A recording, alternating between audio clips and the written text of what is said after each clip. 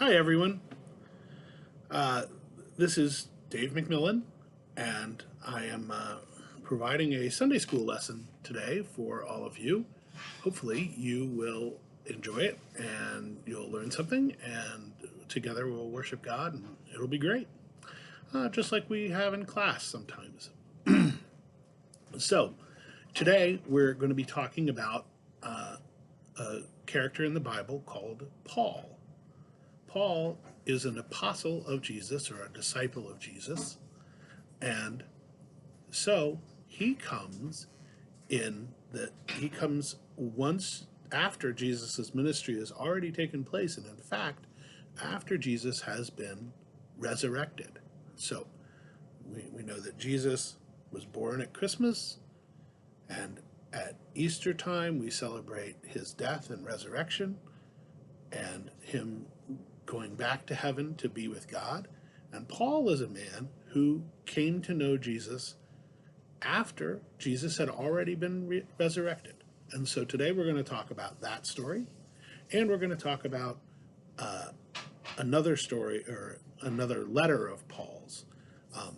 Paul did some amazing things once he got to know Jesus.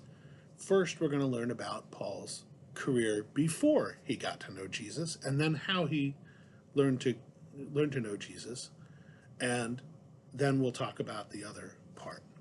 So I'm going to do this in small portions so that I will edit them together, I hope, and put them on YouTube, and you'll be watching that product. But just getting started right now. So I'm going to turn in my Bible to the New Testament. You remember that the Bible is divided into two parts, the Old Testament and the New Testament. This is the Adventure Bible, the Children's Adventure Bible, that it's one copy of a Bible that is probably similar to one that you might have gotten from the church if you're older than third grade. If you're younger than third grade, you haven't gotten this one yet, but that's okay. You'll get an Adventure Bible eventually. And the Bible is divided into two parts, the Old Testament, which is before Jesus' ministry, and the New Testament, which starts with Jesus' birth and after Jesus' ministry, death, resurrection, and all the other things that come after that. So I'm going to stop now, and then I'm going to turn back and start the Bible verse or Bible story. So the Bible story that we're going to read today is from the book of Acts, chapter 9, and it's going to go verses 1 through about 22. And it's kind of long, so stick with me. If I can, I'm going to insert some pictures. There are famous paintings and pictures that we might be able to use to show the scene. This is a very famous story.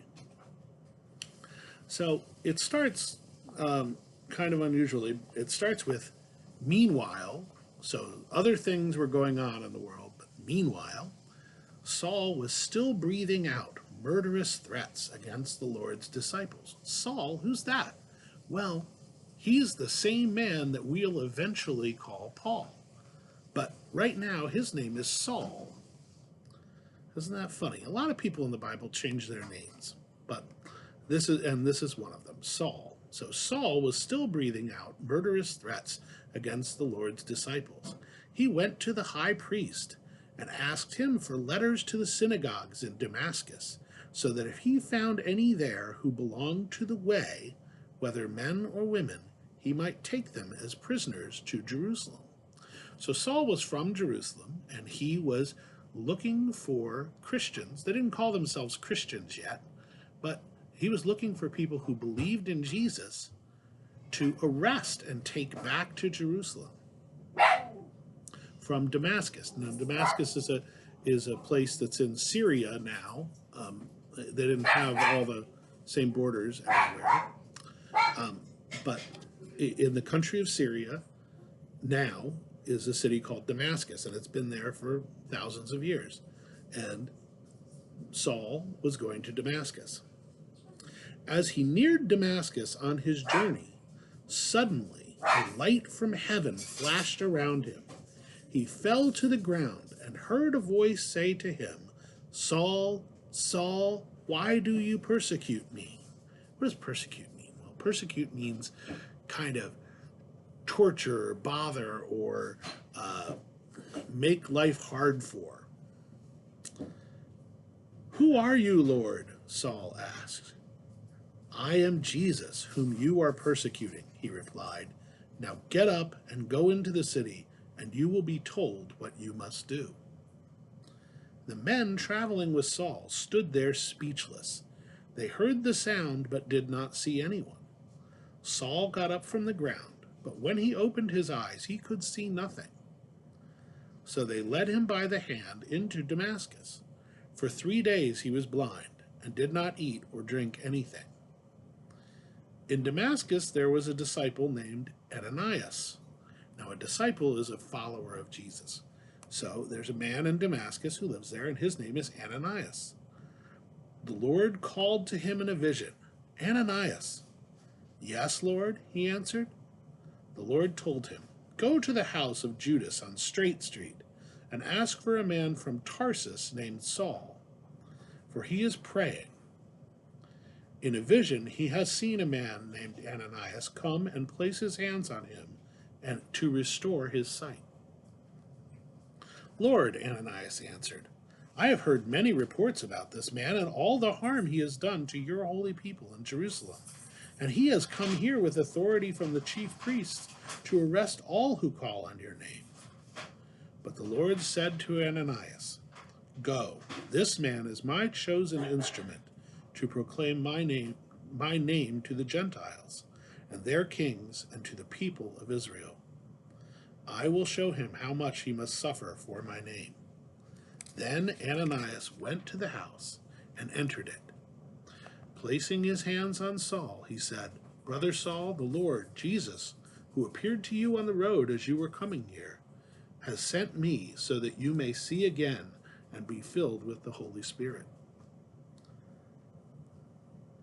Immediately, something like scales fell from Saul's eyes, and he could see again. He got up and was baptized, and after taking some food, he regained his strength. Saul spent several days with the disciples in Damascus. At once he began to preach in the synagogues that Jesus is the Son of God. Those who heard him were astonished and asked, isn't he the man who raised havoc in Jerusalem among those who call on this name? And hasn't he come here to take them as prisoners to the chief priests? Yet Saul grew more and more powerful and baffled the Jews living in Damascus by proving that Jesus is the Messiah. So, that's the first Bible story.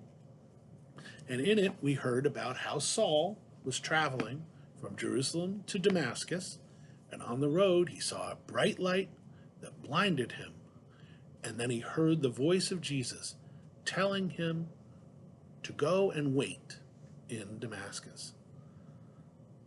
And then Ananias also heard the voice of Jesus tell him to go and heal Paul of his blindness. And so Ananias went, put his hands on Paul, and healed him of his blindness. And Paul immediately changed from someone who wanted to persecute people who followed Jesus into one who wanted to help people get to know Jesus. So that's the story of Paul on the road to Damascus. We have another story coming up. Well, it's not a story exactly. It's the words of Paul telling us, to rejoice always. So I will read that in a moment. Hi, everybody. Miss Lisa wants to make sure we include a song. So I've changed the color of my shirt, to sing. It's actually the next day. Anyway, I'm going to include this in our video, and it might look funny because I'll change shirts in the middle of it. It'll be great. Anyway, we're going to sing a song called Rejoice in the Lord Always. Now, this goes along with some of our Bible verses today, and it's one of the things that Paul tells us to do in Philippians. Rejoice in the Lord always, regardless of the circumstances. So this is a very simple song, and you may have heard it before, and it goes like this. Rejoice in the Lord always, and again I say rejoice. Rejoice in the Lord always, and again I say rejoice.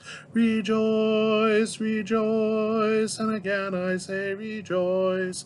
Rejoice, rejoice, and again I say rejoice. Rejoice in the Lord always, and again I say rejoice. And we'll sing it one more time, so you can sing along. Ready? Rejoice in the Lord always, and again I say rejoice. Rejoice in the Lord always, and again I say rejoice. Rejoice, rejoice, and again I say rejoice. Rejoice, rejoice, and again I say rejoice. Rejoice in the Lord always, and again I say rejoice. And we'll have one more old favorite. This is I Am a C. You remember how it goes. Sing along. I am a C. I am a CH. I am a CHRISTIAN. And I have CHRIST in my HEART, and I will LIVEETERNALLY. I am a C. I am a CH. I am a CHRISTIAN. And I have CHRIST in my HEART, and I will LIVEETERNALLY. I am a C. I am a CH. I am a CHRISTIAN, and I have CHRIST in my HEART, and I will LIVEETERNALLY. One more time. I am a C. I am a CH. I am a CHRISTIAN, and I have CHRIST in my HEART, and I will LIVEETERNALLY. I knew you could do it. So, you feel free to play that part again, because that's the most fun song we ever sing. Okay, well, back to the lesson. Now, that man Saul became our apostle Paul, who was very influential throughout the Christian church, and he started many churches, several churches, including one at a city in Macedonia, which is in southern Europe. It's a place in southern Europe and this city was called Philippi. And in the city of Philippi, that's spelled funny, in the city of Philippi, Paul started a church there, and he got to know people who lived in the town of Philippi, including a lady named Lydia. And they started a church together, and Paul traveled around to many different places, but he got this church going, and then he left, and then he wrote a letter to them later, sent them a letter. And in the letter, he tells them all manner of things, but this is toward the end of the letter. And Paul is giving them some advice. Now, one of the things that happened to Paul as he was going is that he was imprisoned. And while in prison, he wrote some of these letters. And so I'm going to show you now one of the things you should have received in your envelope. This might be like the envelope you get. And in this envelope is a picture of Paul that you can color. It's called Writing Letters.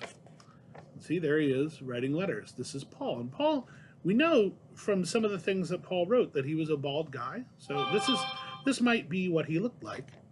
The other thing I want to tell you about Paul is that Paul probably didn't write most of the letters that are in the Bible that are attributed to him. That is, he didn't put the words on the page, because at the time in the ancient Roman world, not many people knew how to write. Paul actually did know how to write, but he probably didn't do most of the writing himself. And there's a part in one of the stories where he talks about, look, you can see this is, or in one of his letters, look, you can see this is my writing because it's in my large handwriting. there were professional people called scribes who wrote letters for people because most people couldn't write. Paul could, but he didn't do it well like the professional scribes did. And so the professional scribes probably wrote most of the letters for Paul. So the one thing that probably isn't true about this picture is that Paul's actually working the pen or the quill. He's actually got a feather in his hand there. But even so, Paul did think of all the words and tell them to a scribe who wrote them down. So they're Paul's words. So anyway, you can color this picture while I read you the rest of this. So this is from Philippians. That is the letter from the church to the Philippians, or the people of the church at Philippi. And it's chapter 4, verses 4 through 10. Rejoice in the Lord always. I will say it again, rejoice. Well, what does rejoice mean? It means be happy, be glad. Rejoice in the Lord always. I will say it again, rejoice. Let your gentleness be evident to all. The Lord is near. Do not be anxious about anything, but in every situation, by prayer and petition, with thanksgiving, present your requests to God. And the peace of God, which transcends all understanding, will guard your hearts and your minds in Jesus Christ. Finally, brothers and sisters, whatever is true, whatever is noble, whatever is right, whatever is pure, whatever is lovely, whatever is admirable, if anything is excellent or praiseworthy, think about such things. Whatever you have learned or received or heard from me or seen in me, put it into practice, and the God of peace will be with you. I rejoiced greatly in the Lord that at last you renewed your concern for me. Indeed, if you were concerned but you had no opportunity to show it, I am not saying this because I am in need, for I have learned to be content whatever the circumstances. I know what it is to be in need, and I know what it is to have plenty. I have learned the secret of being content in any and every situation, whether well-fed or hungry, whether living in plenty or in want. I can do all this through him who gives me strength. So, this is these are the words of Paul telling us, encouraging us that we should be happy and be glad no matter what our circumstances. And we should think about things that are good to keep us in a peaceful frame of mind and to help us remember the peace of Jesus. And so that's the second part of the verses I wanted to read. And then we're going to move on to a craft. But first, I want you to memorize with me this verse, which is from Philippians, and it's Philippians 4:13. And this is the way it goes. I can endure all these things through the power of the one who gives me strength. Now, I just said that in a slightly different way a minute ago, because it was a slightly different translation of the same words. But this is the verse for this month that we want to try to memorize. So I'm going to say it again. I can endure all these things through the power of the one who gives me strength. Okay, I can endure, that means to go through. I can endure all these things through the power of the one who gives me strength. Who's the one who gives me strength? Jesus. Jesus gives us strength, or God gives us strength. One and the same. So, I'm going to say it again, and I want you to say it with me this time. I can endure all these things through the power of the one who gives me strength. I can endure all these things through the power of the one who gives me strength. I can endure all these things through the power of the one who gives me strength. Okay, now it's time for our craft. So in your envelope, you also got this blank piece of paper. And we're going to do something fun with it. Are you ready? Here we go. We're going to ball it up. And then we're going to carefully unball it up. And it's hard, don't tear it. Unball it up, and we're going to smooth it out as best we can. Oh my goodness, we're smoothing it out. And then, you know what we're going to do? We're going to ball it up again. Oh, this is really fun. So we ball it up, get it really tight and balled up, and then we're going to take it apart again, just like this. And we're going to smooth it out. Now, why are we doing this? Well, and guess what? We're going to do it one more time. All right, why are we doing this? Well, we're making our paper seem more like parchment, similar to the paper that our friend Paul might have been writing on in prison. Parchment is thick, and they didn't know how to make paper as well as they do today, and they didn't have machines to make it. It was handmade, and so it was sort of rough and sort of uneven. And so that's going to simulate our parchment. So at the end, after you've done that a few times, you should have a paper that looks a little bit like this. Now, what else do we need? Well, another thing that came in our kit was a package of soy sauce. Soy sauce? Why? Well, I'll tell you. We're going to use the soy sauce like ink. And fortunately, it's soy sauce, so it probably won't get all over you. But you will need a bowl, something like this. And take your soy sauce, and you can use a pair of scissors. I'm going to use my fingernails because I can, but you might not be able to, so you should use a pair of scissors. And you're going to pour your soy sauce right into your bowl, just like this. There it goes. And you want to get most of it out so it doesn't make a mess on your table. Get it all out, put it in your bowl. Okay. Hang on a second. Okay. Now, the last thing that you have in your little envelope is a feather, because people at that time wrote with quills. Now, this isn't a great quill, so you just have to do the best you can. And so, what you do with this is you dip it in your soy sauce.